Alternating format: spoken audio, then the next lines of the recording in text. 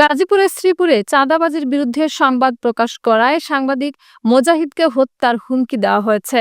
বৃহস্পতিবার রাতে বিক্ষোভ মিছিলের মাধ্যমে এই হুমকির প্রতিবাদে শুক্রবার সকালে শ্রীপুর মডেল থানার সামনে মানববন্ধন এবং জুমার নামাজের পর সাধারণ ছাত্র সমাজের বিক্ষোভ মিছিল ও প্রতিবাদী সভা অনুষ্ঠিত হয়েছে।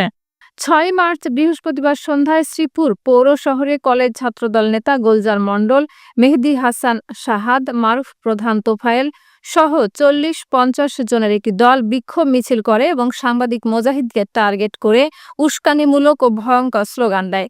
একটা মোজাহিদ ধর, ধৈরা ধৈরা জবাই কর। এই মিছিলের ভিডিও সামাজিক যোগাযোগ মাধ্যমে ছড়িয়ে পড়লে ব্যাপক ক্ষোভের সৃষ্টি হয়।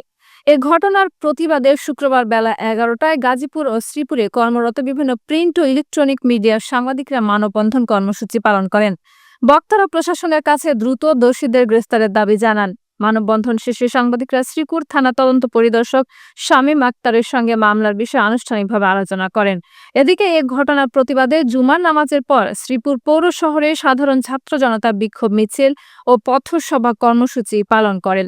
তারা সাংবাদিকদের উপরে হামলা ও হত্যার হুমকির তীব্র নিন্দা জানিয়ে অপরাধীদের বিরুদ্ধে কঠোর ব্যবস্থা গ্রহণের দাবি জানান।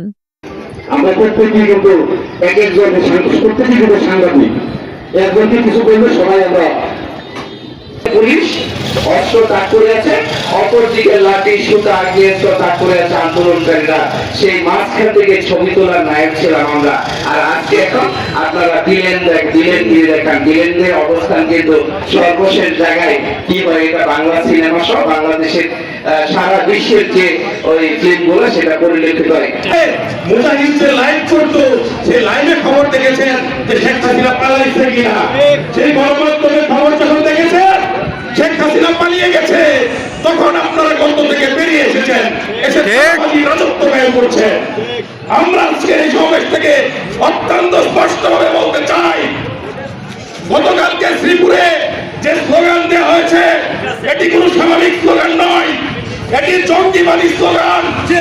বিএনপি এবং ছাত্র দলের মতো কোনো একটি শান্তশিষ্ট সংগঠনের নেতাকর্মীরা কোনো জঙ্গিবাদী স্লোগান দিতে পারে না। প্রিয় ভাইরা,